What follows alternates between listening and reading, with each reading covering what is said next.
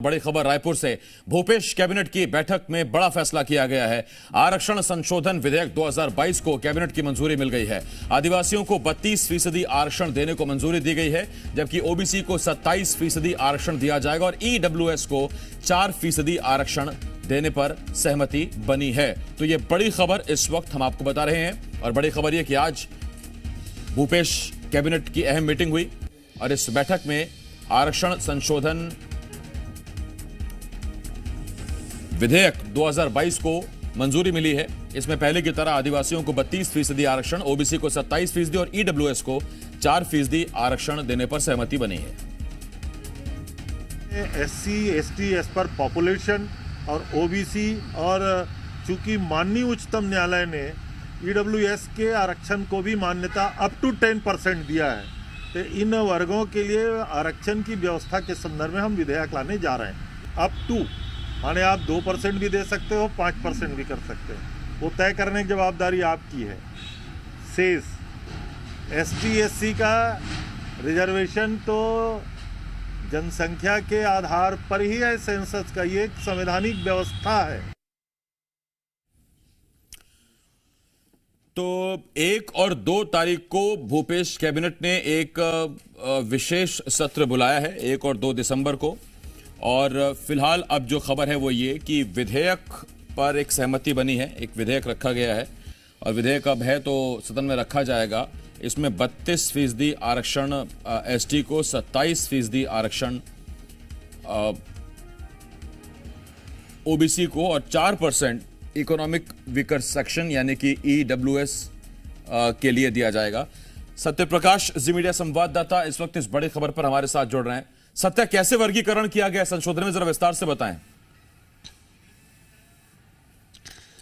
देखिए, स्पष्ट तौर पे जो जानकारी सामने निकल के आ रही है उसके मुताबिक आसिफ जनसंख्या को आधार माना गया है। और जो जी मध्य प्रदेश छत्तीसगढ़ पहले बता रहा था कि पटेल आयोग मतलब क्वांटिफाइबल डाटा तैयार करने के लिए छत्तीसगढ़ सरकार ने जिस आयोग का गठन किया था, उनकी रिपोर्ट आज कैबिनेट में रखी गई, उस पर चर्चा हुई और उसमें भी आधार वही है। ओबीसी और ईडब्ल्यूएस को आरक्षण देने के लिए ये डाटा तैयार किए जा रहे थे और पिछले दिनों में हमने ये भी बताया था कि लगभग कितने प्रतिशत ओबीसी और कितने प्रतिशत ईडब्ल्यूएस का पता चल पाया है उस आयोग ने जो आंकड़े जुटाए हैं उसके मुताबिक।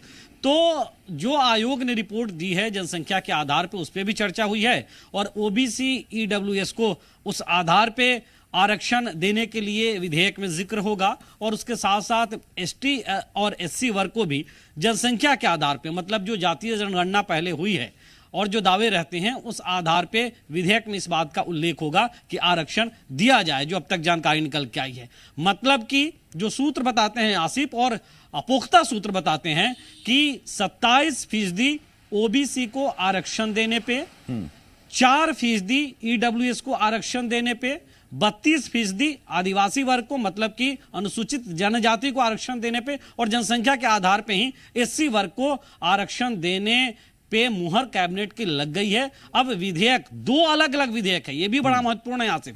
2 अलग अलग विधेयक पेश किए जाएंगे सदन में, सदन की पटल पे रखे जाएंगे।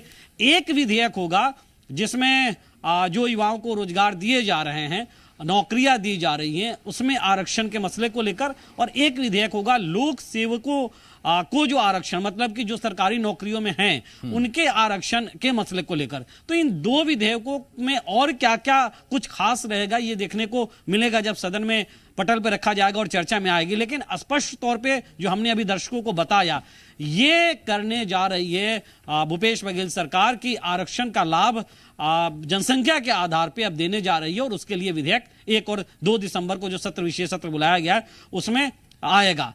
बड़ी महत्वपूर्ण बात यह भी है कि 1 दिसंबर से सत्र की शुरुआत हो रही है और 1 दिसंबर को चूंकि अभी मनोज मंडावी जो विधानसभा के उपाध्यक्ष थे वो दिवंगत हुए हैं, तो उनको श्रद्धांजलि दी जाएगी। मुझे लगता है कि मध्य प्रदेश छत्तीसगढ़ अविभाजित में कुछ और अगर पूर्व विधायक दिवंगत हुए होंगे तो उनके भी निधन का उल्लेख होगा और उसके बाद पहले दिन की कार्रवाई, मेरा जो अनुभव है वो नहीं चल पाएगी और श्रद्धांजलि के बाद और दूसरे दिन ही ये तमाम काम काज होंगे और शायद इसीलिए 2 दिन का सत्र भी बुलाया गया है। मतलब कि 2 दिसंबर की जो तारीख होगी वो काफी महत्वपूर्ण तारीख होगी छत्तीसगढ़ में आरक्षण के मसले को लेकर। आसिफ, सत्या, लेकिन बात तो फिर घूम फिर के वहीं आ जाएगी। 27+13 यानी कि एसटी प्लस एससी, 27 और 13 40 और 32 यानी कि करीब करीब 72 और 4 और 76% ये आरक्षण पहुंच जाएगा।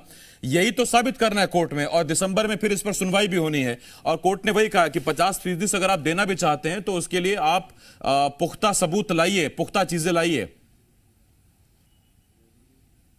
बिल्कुल आसिफ, और यही वजह है कि छत्तीसगढ़ सरकार ने क्वांटिफाइबल डाटा आयोग की जो रिपोर्ट है उसे कहीं ना कहीं एक बड़ा आधार बनाया है। और मुझे लगता है कि तब जबकि विधेयक पेश करने की तैयारी हो गई है, चर्चा हो चुकी है, कैबिनेट ने मुहर लगा दिया है, तब भी उसका आधार वही होगा। क्योंकि जब हमने कैबिनेट मंत्री जो संसदीय कार्य मंत्री भी है रविंद्र चौबे, उनसे बात की तो उनका स्पष्ट तौर पे कहना था कि जो पटेल आयोग की रिपोर्ट है वही मुख्य आधार होगा जो आरक्षण का लाभ देने जा रही है छत्तीसगढ़ सरकार।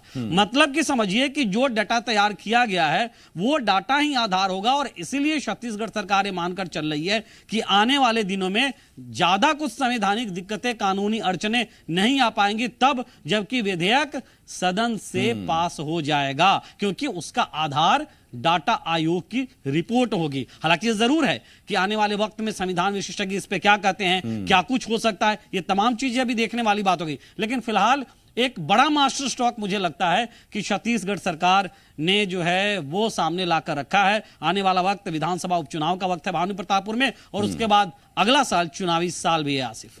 बिल्कुल, क्वांटिफाइबल डाटा के तहत अब जानकारियां आ गई हैं कि किस वर्ग की कितनी जनसंख्या है, और उसी को आधार बनाकर सरकार ने आरक्षण का वर्गीकरण कर दिया है। विधेयक तैयार हो गया है। विधेयक अब सीधा आएगा 1 और 2 तारीख को, 2 तारीख को, 5 तारीख को वोटिंग होनी है भानु प्रतापपुर में। सत्या, बहुत धन्यवाद आपका।